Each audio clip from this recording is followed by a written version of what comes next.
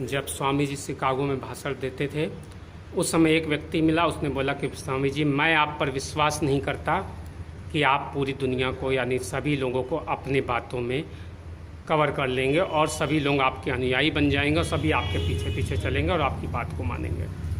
स्वामी विवेकानंद जी ने कहा, कोई बात नहीं, कल जब मैं प्रवचन दूंगा या जब मैं वहाँ पे भीड़ को संबोधित करूँगा तो तुम एक काम करना, वहाँ आके रहना, तुम्हारी बात का जवाब मैं दे दूँगा। वो व्यक्ति को लगा कि आज मैं स्वामी जी को नीचा दिखाऊंगा, आज मैं स्वामी जी को बहुत परेशान करूंगा भीड़ में, आज मैं देखता हूँ क्या करते हैं ये। और वो सुबह सुबह सबसे पहले लाइन के सबसे आगे कतार में जाके खड़ा हो गया और स्वामी जी वहाँ पे बोलने लगे, अपने भाषण देने लगे। और भाषण देते हुए स्वामी विवेकानंद जी ने एक कहानी सुनाई।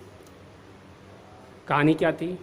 उन्होंने बताया, एक राजा था, उसके 2 बच्चे थे और दोनों बहुत दुष्ट थे, आपस में हमेशा झगड़ा करते रहते थे, हमेशा मारपीट करते रहते थे। और एक समय ऐसा आया कि जब दोनों आपस में बिल्कुल एक दूसरे से बातचीत नहीं करते थे।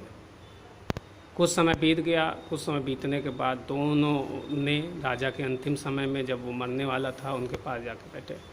राजा ने भी अपना दिमाग लगाया, उन्होंने अपने एक चाबी दी, कहा, बेटा इसको ले लो, मैं अब अंतिम समय पे हूँ, मैं ख़त्म हो जाऊँगा, तब तुम जाना और इस दरवाजे को खोलना, उसमें तुमको एक विशेष चीज़ मिलेगी।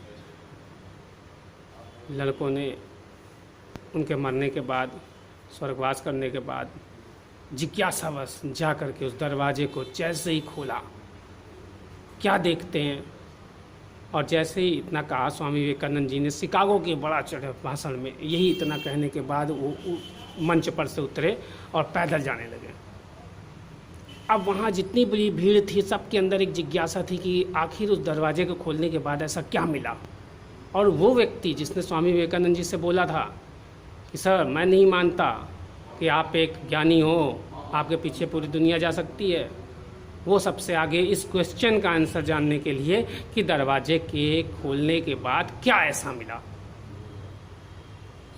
स्वामी विवेकानंद जी जब कुछ आगे चले और पूरी भीड़ उनके पीछे पीछे गई और वह व्यक्ति सबसे आगे आगे उसके पीछे चल रहा था उत्तर को जानने के लिए, स्वामी विवेकानंद जी रुके और उस व्यक्ति को बुलाया और कहा, देखो देखो, शिकागो की पूरी भीड़ मेरे पीछे आ रही है।